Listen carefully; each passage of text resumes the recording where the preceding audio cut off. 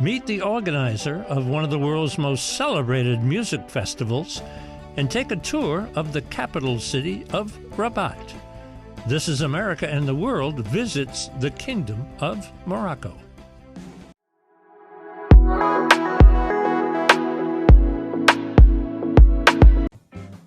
The Kingdom of Morocco. A wonderful secret, especially for American tourists, is the American legation in Tangier. We paid a visit to the original home of the U.S. government's representation in Morocco, and it dates back some 200 years. The American legation in Tangier, right? Exactly, yes. Let me just take a second and tell you about who we are, Please. right? There's a museum here, there's a cultural and a community center here, and there's also a research center. So I like to tell people that there's something for everyone here. The museum has an incredible collection of both American and Moroccan art and is dedicated to telling the story of the American-Moroccan friendship over the last 200 plus years. It's absolutely incredible and definitely worth visiting. We also have a big research library here, over 10,000 rare books, rare maps, and because this is Tangier, the ultimate international city, they're in English, Arabic, French, Spanish, you name it. And so we host scholars who come here to do research in our library on Tangier, on Morocco, on Moroccan-American relations, and we hold a number of conferences. And in addition to that, the museum, the research center, we're also a community center and an outreach center. We take really seriously our role as a founding member of the Medina of Tangier. So we work on cultural preservation, on historical preservation, and on outreach to members of the Medina. You used the word Medina a couple of times. I did, yes. Define that for the folks. The Medina is the old city of Tangier. It's all of the part of Tangier that lies within the original walls.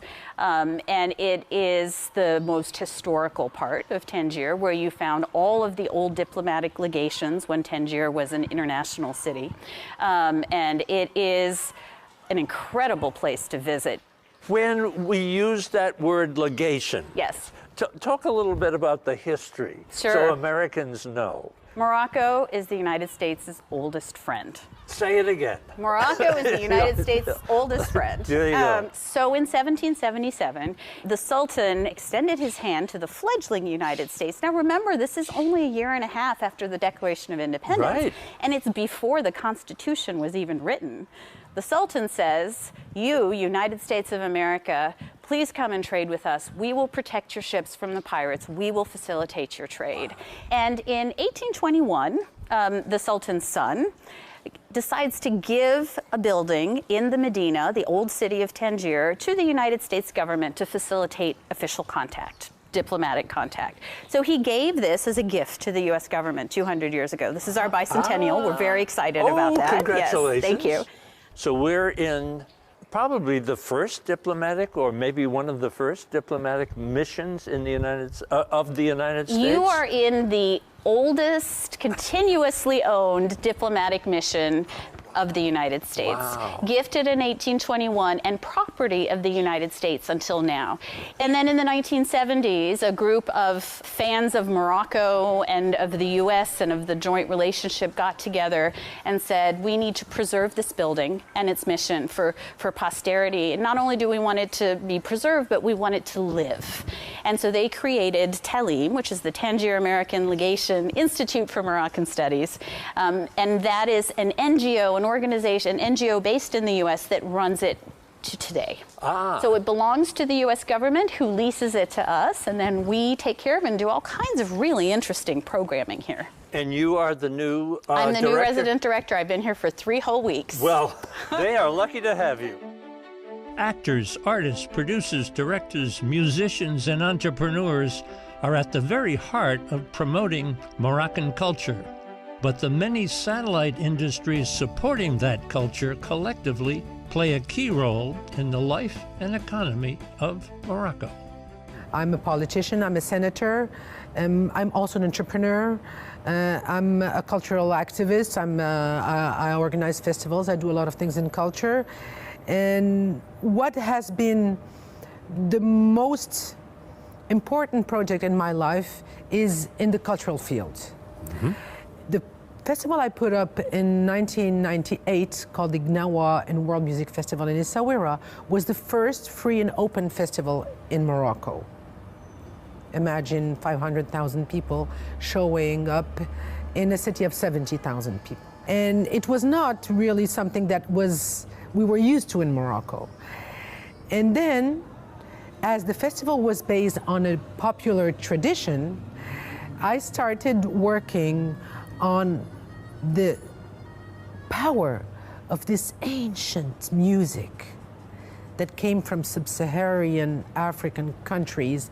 And wow, that's what really organized my path and my track in life, and the way I started doing things and getting involved in cultural life and business and politics and so on.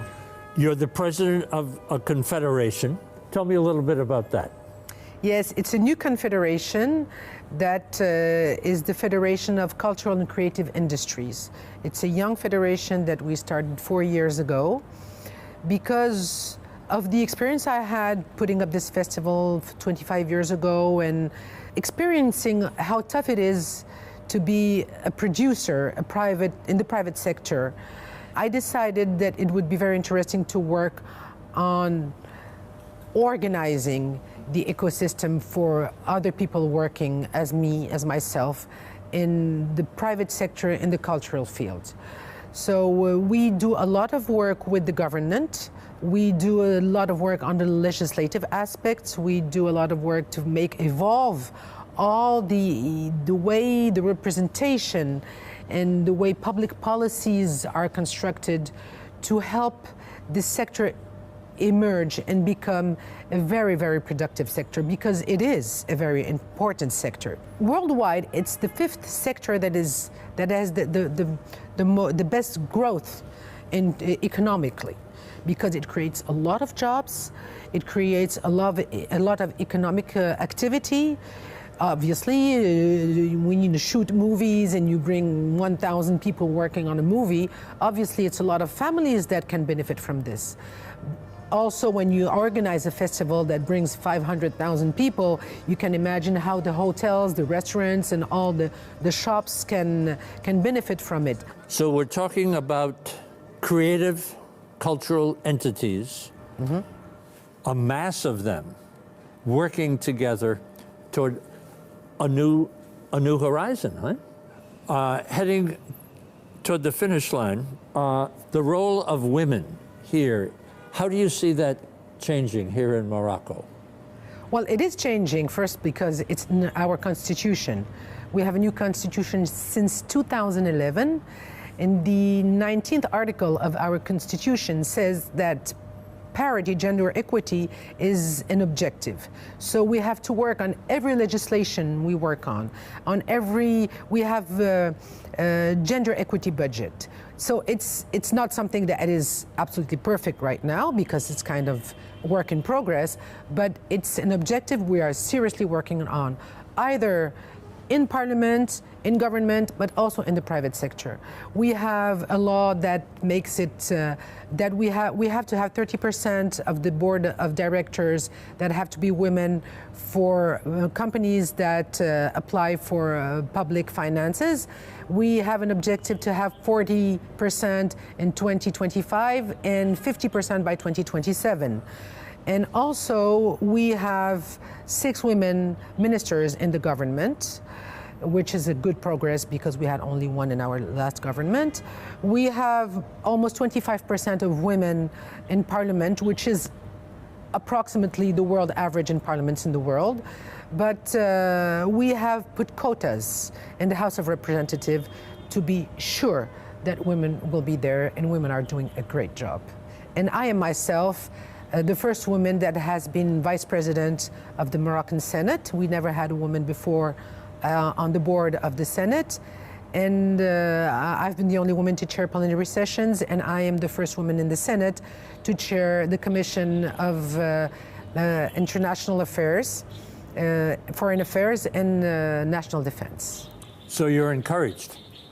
Yes, I believe I am. Thank you for your visit. Thank you for the education. Thank you. Thank you. In Rabat, the capital city, a must-visit is the Museum of History and Civilizations. Our incredibly knowledgeable and very personal guide, Rashid Kasbi, showed me around. One of the museum's prized possessions dates back 315,000 years. 315,000 years ago? Yes. My word. The Roman Empire's influence on Morocco is evident in the magnificent collection of artifacts of Roman times. Wow, these are beautiful pieces, aren't they, huh? After a wonderful visit to the Museum of History and Civilizations, Rashid offered to show us some of the historic sites and modern landmarks of the capital city of Rabat. Rashid, you brought me to a very special place. Tell me about it. Oh, this is one of the highlights of the city of Rabat. It's called Shala, and usually we call it Shala Necropolis. A necropolis is like a burial ground. One of the dynasties, Moroccan dynasties, under the name of the Marinid, used it to bury their people. That's why it is called Shala Necropolis. And that's between the 13th and the 15th century. This dynasty, of course, built a mosque inside Shala, as well as a Quranic school. They were wonderful. They were famous for building these amazing madrasas where they would teach young learners Quran, theology, the interpretation of the Quran. So there is a madrasa, there is a mosque, and there is a Roman site. So 40 BC, the Romans also settled here because, Rabat is very close to the ocean. So given its location, the Romans picked this place to have a little city inside the walls of Shala. Now you've taken me to another famous place here in Rabat. Yes, we are in Hassan, not Hassan, Hassan with a stress on S. It is a landmark or an icon of the city of Rabat. The mosque or the minaret was built in the 12th century, exactly 1186 to 1199. Unfortunately, the Sultan or the king who ordered its construction was passed away before finishing it. That's why it is named the unfinished mosque. The original length or the original height was supposed to be 86 meter high, but now it's just half. It's 44.5 meter high. Yeah, that's why they call it the unfinished mosque. Now this is special, huh? Yes, this is special because this is where the late king Hassan II is buried, with his father, who was a king. Muhammad V also is buried. So Hassan II, of course, was the king of Morocco between 1962 and 1999. So when he died, he passed away, he was buried next to his father, Muhammad V, who was the king of Morocco, and the brother of Hassan II, Abdullah. So the three of them are buried inside this mausoleum. Now, I understand that in order to satisfy the people of Casablanca, that the mausoleum is here, but the Hassan II mosque is in Casablanca. Tell me in just a few words a little bit about the mosque. The Hassan II mosque in Casablanca was built between 1987 and 1993. So it took 6 years to build that beautiful mosque by a French architect, Michel Pinsou, who kind of was the chief architect besides Moroccan architects, and craftsmen from the city of Fez who contributed, and the city of Marrakesh contributed in building that beautiful mosque of Casablanca. How many people could be worshipping there? The total of the people who can worship in the mosque, outside and inside, including men and women, 100,005. 105,000 people can pray inside and outside the mosque of Casablanca. The minaret is the highest in the world, with 210 meters high, and it includes an elevator inside the minaret. Whoa. And the ceiling opens electrically and shuts electrically to ventilate and to have the sun comes inside the mosque of Hassan II of Casablanca. And my understanding is that it's built out over the ocean, the water. Absolutely. 1/3 of it is built on the ocean, and it is an inspiration from the Quran, which says the God's throne was in the ocean. So it's kind of an inspiration from the Quran. So I gathered that on a Friday prayer, midday or early afternoon, maybe 25,000 people would be there worshiping, like on a regular Friday, huh? Oh, on a regular Friday, yeah, you are right. It's like something like between 20,000 and 30,000 because people come all over Casablanca because the imam of the mosque has a wonderful enchanting voice. So people love to go and attend the sermon, Friday sermon in that special mosque. So we're going to go across the street from the mausoleum and the mosque, and you're going to point out, I understand, something that shows modern Morocco. Absolutely. We're going to see how Rabat is metamorphosing. It's changing. So now modern history, huh? What are we looking at? We are, Rabat is a city which is going a lot of ongoing urbanization. What we are seeing here is Le Grand Théâtre de Rabat, the big theater of Rabat, or the opera house. It was designed to be one of the latest works of the late Zaha Muhammad Hadid, who passed away 4 or 5 years ago. She is a British Iraqi designer who designed this beautiful shape of a whale, okay, to be the theater of Rabat. Okay, it is very futuristic in terms of architecture. Its capacity is 2,050 people can watch or attend events inside the opera house or inside the Grand Théâtre of Rabat. Behind it, what you see is another landscape, but it is more for business. It's Mohammed VI Tower. It's going to be the highest building in Africa, and 75% of the work is already accomplished. There are 800 people who are working in shifts of day and night to finish that tower. That's going to be another landscape, of course, of Rabat.